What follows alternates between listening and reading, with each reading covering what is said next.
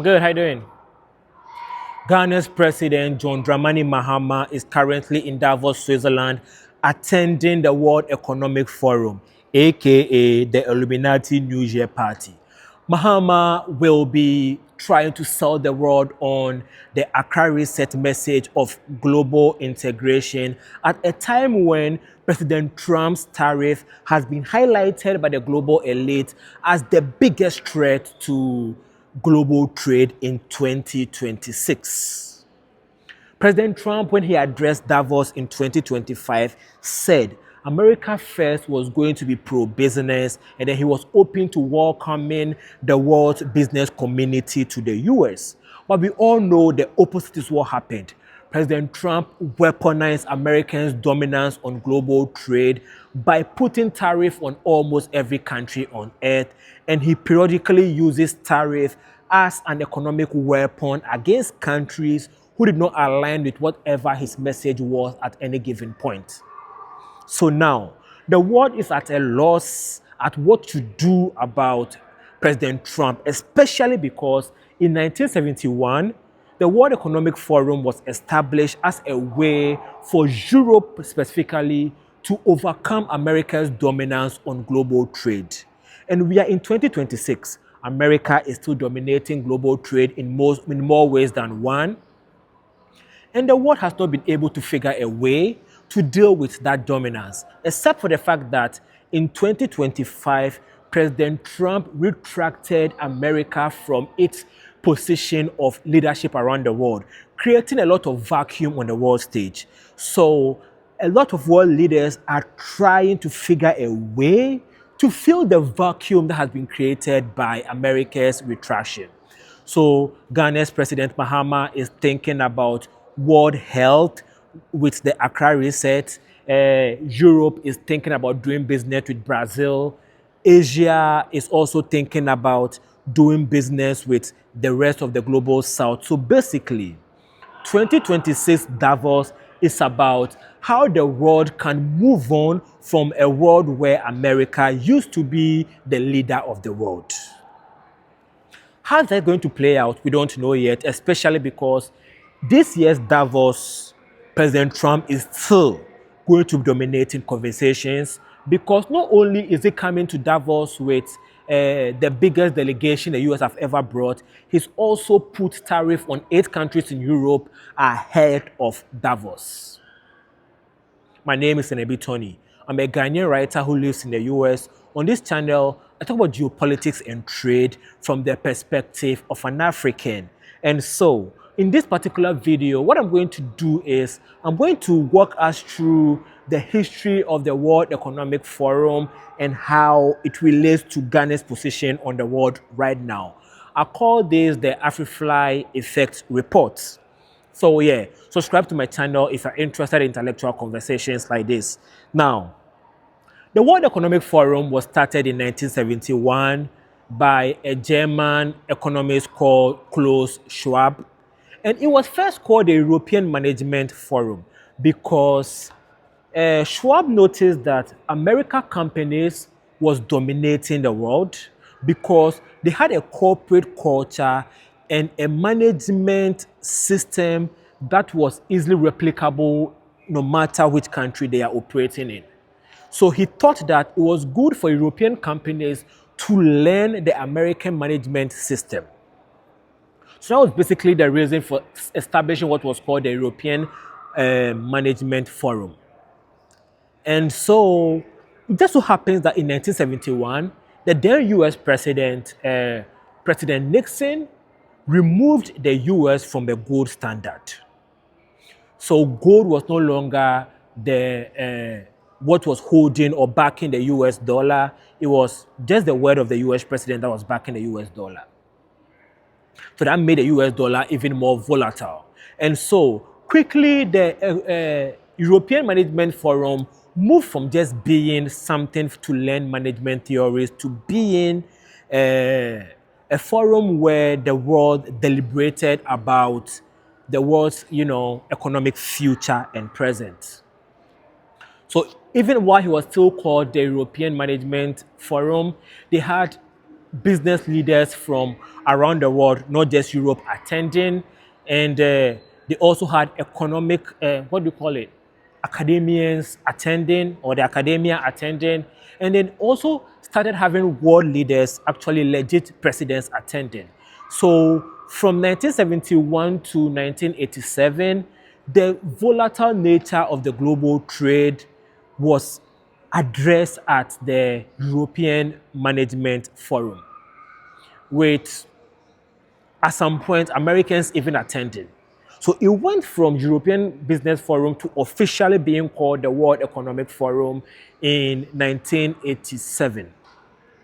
And so every year since 1987, the conversation around the world economic present was had. And of course, now, when Schwab started the World Economic Forum, it was called what did they call him? He was called the mayor of Davos, even though he wasn't from Davos. He was called the mayor of Davos because the World Economic Forum dominated every conversation being had in Davos. So whenever you think Davos, you think World Economic Forum. So he was the mayor of Davos. However, now the person being called the mayor of Davos is Larry Fink.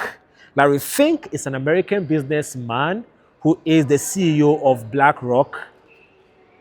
And so it went from something that was supposed to be anti, or in quote, America, to something where America is dominating it.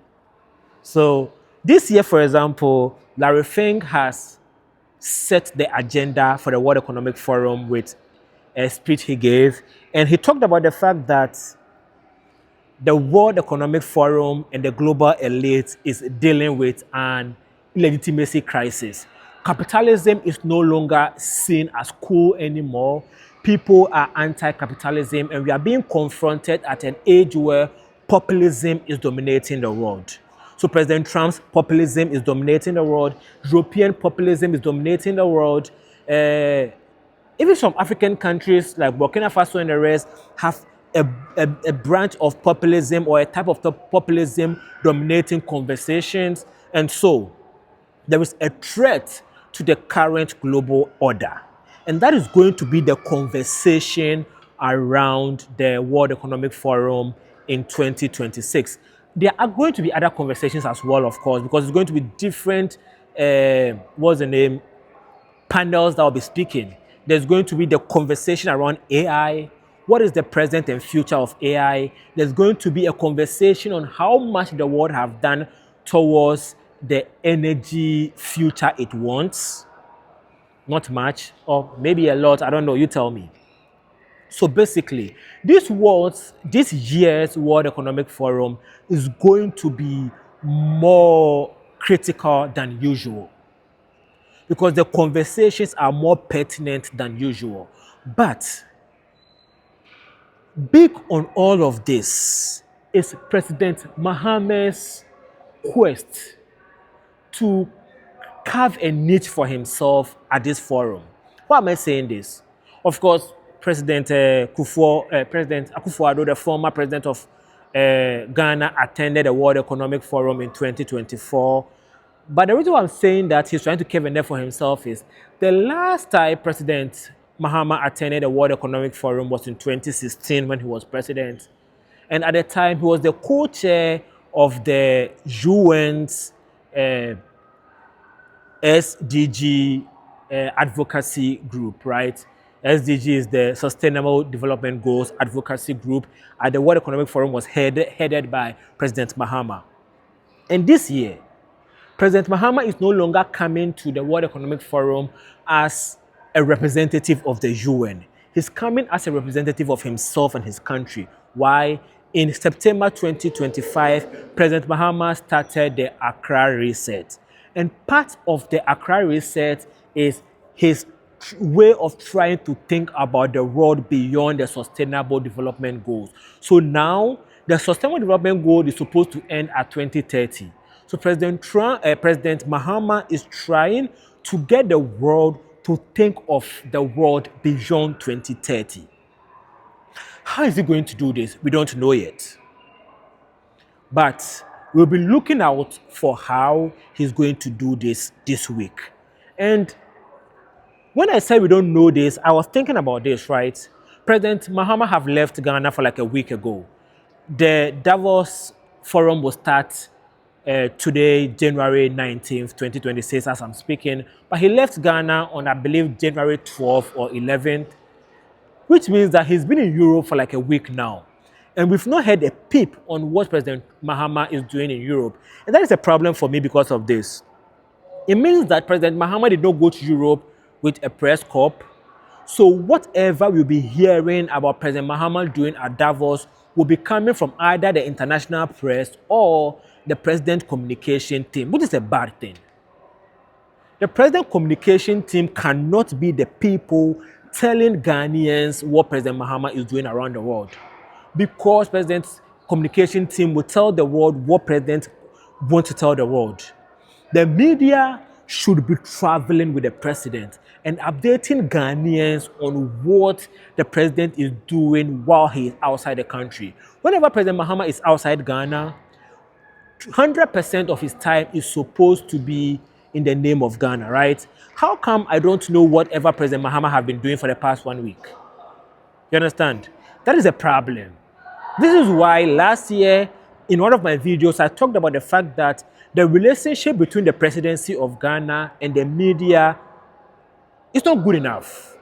The media need to advocate for a stronger relationship with the presidency. The media should be able, Ghana media, should be able to question the president on whatever he's doing at any given time. And the media is not doing that. The president is not open enough to the media, and that is a problem. Not President Mahama alone. All the previous presidents of Ghana have not been close enough with the media for my liking. When I mean close enough, I don't mean feeding the media what to say. Being open enough for the media to look at what the president is doing and provide the world with their interpretation on what the president is doing. And so I just wanted to add that to this video. And I know that this week I'm going to come again to tell you on what happened at the World Economic Forum when President Mahama addresses a panel at some point. I don't know which day it's going to be again, because his team has not yet told us what he's going to be doing. All right, I'll tell you when that happens. Subscribe to my channel so that you can keep getting updated on what is going to happen.